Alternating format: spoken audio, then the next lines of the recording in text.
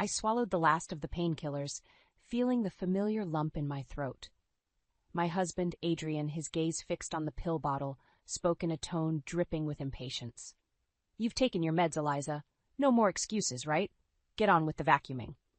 I winced, not just from the physical pain of my endometriosis, but from the sting of his words. "Just give it a moment to kick in. I'll clean up properly, Adrian."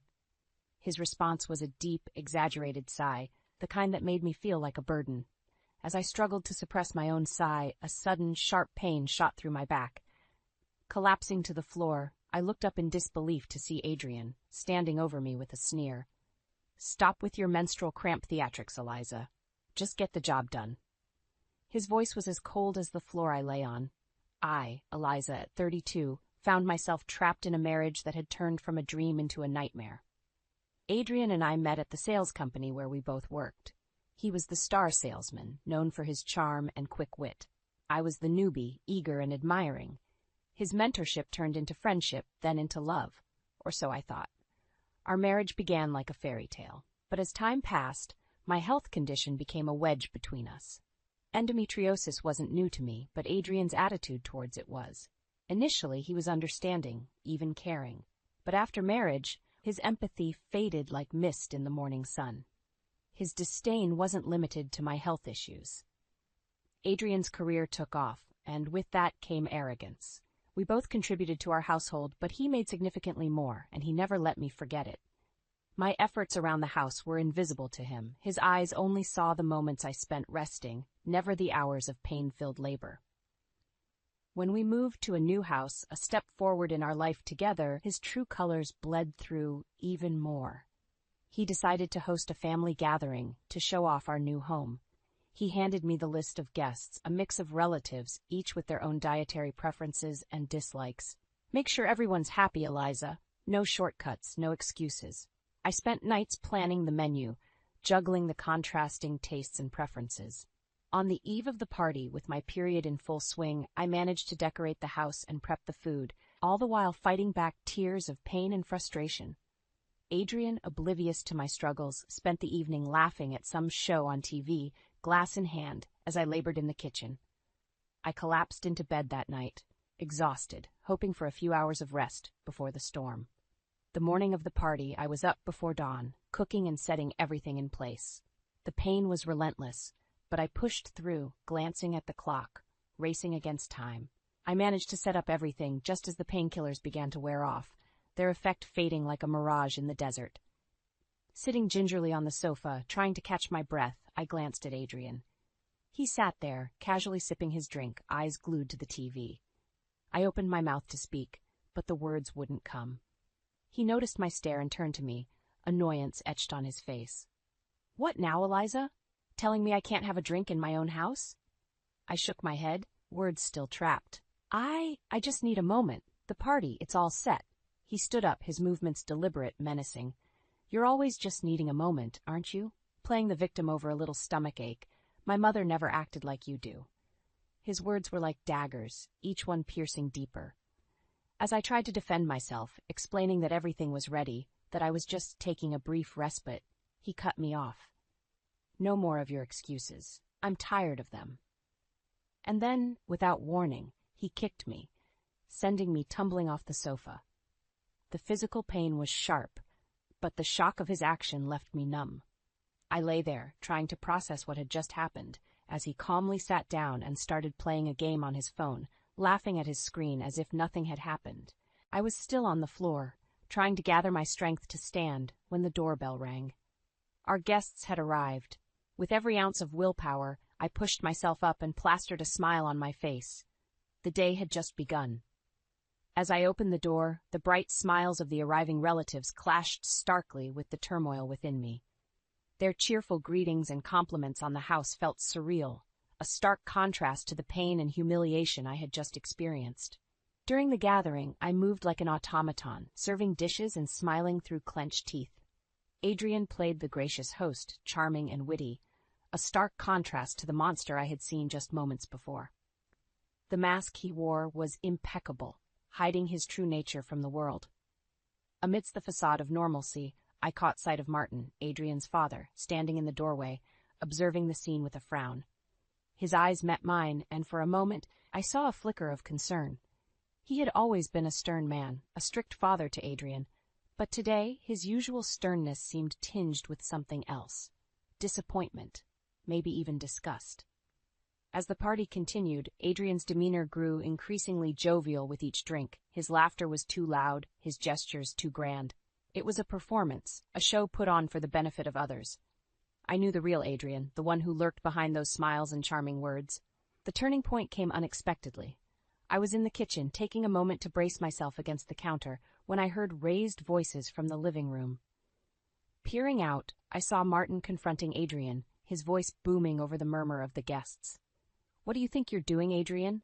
I saw how you treated Eliza earlier. Is that how a man behaves? Is that how I raised you?"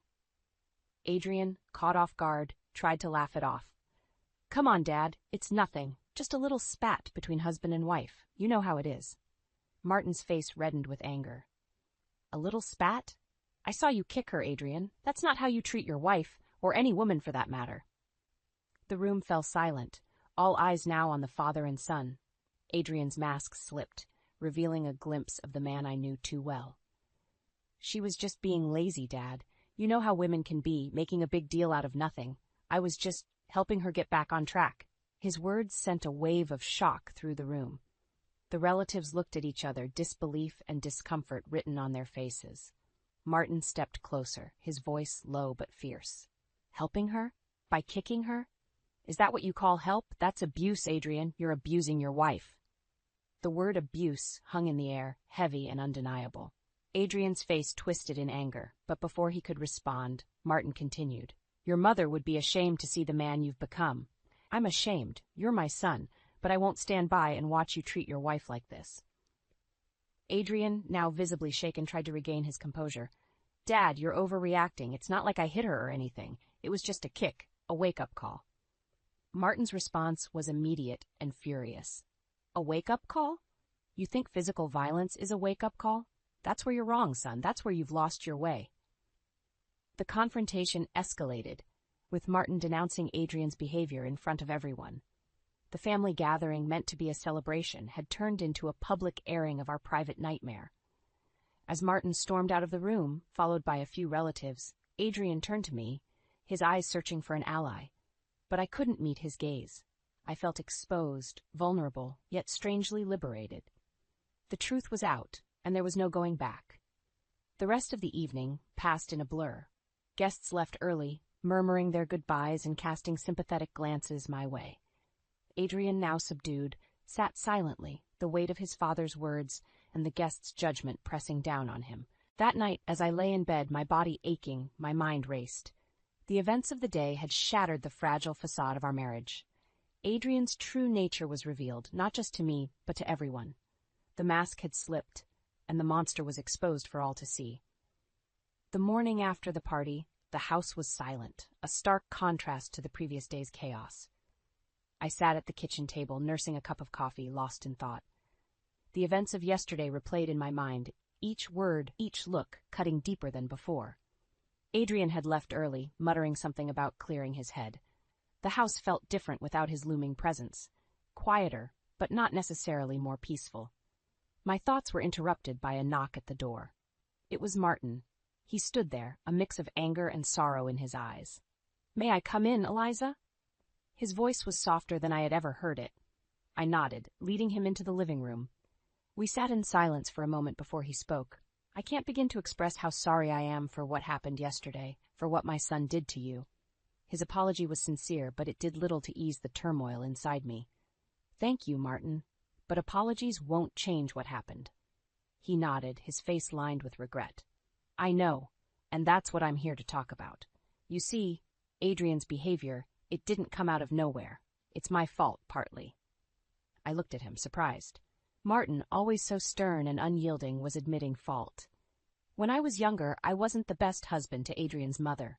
I was tough, demanding. I believed in discipline and keeping a tight ship. I thought I was doing right by my family, but I was wrong, so very wrong.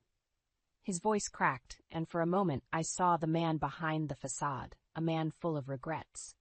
Adrian grew up watching me, learning from me. I thought I was teaching him to be strong, to be a man, but all I taught him was how to be hard, how to be cold.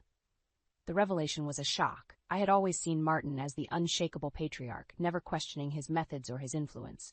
Martin, you can't blame yourself for Adrian's actions. He's an adult. He makes his own choices. Martin shook his head. That's just it, Eliza. We're all products of our upbringing, to some extent. I set a bad example, and Adrian followed it. I've realized that too late. There was a long pause before he continued. But that's not all. I'm here to tell you that you don't have to endure this. You have a choice, Eliza. You can leave Adrian, and I'll support you, financially, legally, whatever you need. His offer took me by surprise. Leave Adrian? The thought had crossed my mind more than once, but the reality of it was overwhelming. Martin, I need to think about this. It's not just a decision, it's my life. I understand, he said, standing up. But remember, you're not alone. You have options, and whatever you decide, I'll be there for you. As he left, I sat there, the weight of his words heavy on my shoulders. The option to leave, to start over, was tempting, but it was also terrifying. What would life be like without Adrian, without the marriage I had invested so much in? The rest of the day passed in a blur of thoughts and emotions. I was angry, hurt, confused, but above all, I was tired. Tired of the pain, the lies, the facade. That night, as I lay in bed, I made a decision. I would leave Adrian. I would start over. It would be hard, maybe the hardest thing I'd ever done, but I owed it to myself to try. The following days were a whirlwind of emotions and decisions. I began to untangle myself from the life I had built with Adrian. Each step was difficult, but Martin's support made it bearable. He helped me find a lawyer and even offered financial assistance, though I declined the latter. Adrian returned home after a few days. His demeanor changed. He was quieter, more contemplative. It seemed the confrontation with his father had shaken him. Eliza, we need to talk, he said one evening, his voice lacking its usual harshness. I braced myself. All right, let's talk. He took a deep breath. I've been doing some thinking. About us, about my behavior. I'm sorry, Eliza, for everything. His apology, though unexpected, didn't erase the pain he had caused. Sorry doesn't change what happened, Adrian. I know, and I don't expect it to, but I want to make things right. I want to change. His words were a surprise, but I was skeptical. Could a person really change so drastically overnight? Change isn't easy, Adrian. It takes more than just wanting it. I'm willing to try. I've even started seeing a therapist. I want to be better, for us. The revelation was shocking. Adrian, seeking therapy? It was a step I never thought he'd take. I'm glad you're seeking help, Adrian, but it doesn't change my decision. I need time and space to heal, to figure out what I want. The hurt in his eyes was evident, but there was also a glimmer of understanding. I get it. Take all the time you need. I just wanted you to know that I'm trying. As the days passed, Adrian's attempts to change were apparent. He was gentler, more considerate, but the scars he had left were too deep, and my decision remained firm. The day I moved out was filled with a mix of emotions: relief, sadness, fear, and hope. Adrian didn't stop me. He just stood there, watching silently as I left our home for the last time. Living alone was a new experience. For the first time in years, I felt a sense of freedom, a sense of control over my life. I could breathe, think, and heal without the shadow of Adrian looming over me. But freedom came with its own challenges. I had to rediscover who I was outside of my marriage, redefine my identity. It was daunting, but also exhilarating. One evening, as I sat in my new apartment, the doorbell rang. It was Martin. He stood there, looking older and more tired than I remembered. Eliza, I need to talk to you. It's about Adrian. I let him in, curious about what he had to say. Adrian's been doing well in therapy. He's making progress, but he's also struggling. He misses you, Eliza. He wants to make things right. I listened, feeling a mix of emotions: pity, anger, indifference. Martin, I appreciate what you're doing, but I can't go back. Not now, maybe not ever. I understand, he said softly, but he's my son. I had to try. As he left, I felt a sense of finality. My life with Adrian was over, and a new chapter was beginning. A chapter where I was in control, where I could write my own story. Life in my new apartment brought a sense of tranquility I hadn't felt in years. The days were mine to fill, the space mine to inhabit without fear or judgment. I found solace in the small things, the quiet mornings, the freedom to make my own decisions, the absence of Adrian's oppressive presence. But this newfound freedom also brought with it a need for introspection. I began to revisit my past, the choices I made, the signs I ignored. In the silence of my apartment, I confronted the reality of my marriage, the manipulation, the emotional abuse, and the deep-seated fear that had become a constant companion. One afternoon, as I sifted through old photos, a wave of anger washed over me. The smiling faces in the pictures were a stark contrast to the memories they now evoked. How had I let myself be treated that way? How had I stayed for so long? It was then that I realized my journey wasn't just about healing. It was about reclaiming my power, my voice. I wanted Adrian to understand the depth of the pain he had caused, to experience the consequences of his actions. I picked up my phone and dialed a number I hadn't used in months. The line rang, and then a familiar voice answered. "Hello, Eliza? Is that you?" It was Adrian's sister, Clara. We had been close once, before everything fell apart. "Clara, hi. It's been a while. I wanted to talk to you about something." Her voice was cautious. "Of course, Eliza. What's on your mind?" I took a deep breath. "I want to tell my story, Clara. I want people to know what happened, what Adrian did." There was a pause on the other end. "Eliza, are you sure? That's a big step, I'm sure. It's time people knew the truth. I'm tired of hiding, of pretending everything was fine." Clara's response was supportive, yet concerned. "Okay, I'm here for you. Whatever you need." I hung up the phone, feeling a mixture of relief and apprehension. I knew that speaking out would be difficult, that it would bring judgment and possibly backlash. But I also knew it was necessary, for my own healing and for the possibility of holding Adrian accountable. In the weeks that followed, I shared my story. First with friends, then in a local support group, and finally in a blog post that Clara helped me publish. The post detailed everything: the abuse, the manipulation, the fear. It was raw, honest, and unflinching. The response was overwhelming. Messages of support poured in, along with stories from other women who had experienced similar ordeals. But there were also those who doubted, who questioned my motives, who stood by Adrian. Adrian's reaction was a mix of shock and anger. He called me, his voice shaking with emotion. "Eliza, why did you do this? Why are you trying to destroy me?" I felt a surge of empowerment. "I'm not trying to destroy you, Adrian. I'm trying to heal. And part of that healing is speaking my truth." His pleas turned to threats, to bargaining, but I stood firm. I had found my voice, and I wasn't going to be silenced again. As the days passed, the impact of my revelation became apparent. Adrian's reputation suffered, his once charming facade now tainted by the truth of his actions. His friends began to distance themselves, and at work he faced scrutiny and distrust. It wasn't about revenge. It was about justice, about breaking the cycle of abuse. I had taken back control, not just of my life, but of my narrative. And in doing so, I had exposed Adrian for who he truly was. Several months had passed since I shared my story. The fallout for Adrian had been significant. His social circle had shrunk, and his professional life had taken a hit. But for me, it was a time of rebuilding and rediscovery. I had started therapy, which helped me process my past and envision a future that was mine to shape. One crisp autumn evening, as I sat wrapped in a blanket on my balcony, my phone buzzed. It was a text from Adrian. My heart skipped a beat. I hadn't heard from him in weeks. "Eliza, can we meet? I need to talk to you. Please." Against my better judgment, curiosity got the better of me. I agreed to meet him at a nearby cafe the next day. Sitting across from Adrian in the cafe, I noticed the changes in him. He looked older, warier. The arrogance that once defined him seemed to have dissipated. "Eliza, thank you for coming," he began, his voice unsteady. "I've been doing a lot of thinking, a lot of therapy, and I realize now how much harm I've caused you." His words were a stark contrast to the man I had known. "Adrian, words are one thing, actions are another. What do you want from me?" He sighed, looking down at his hands. "I don't expect forgiveness or for you to come back.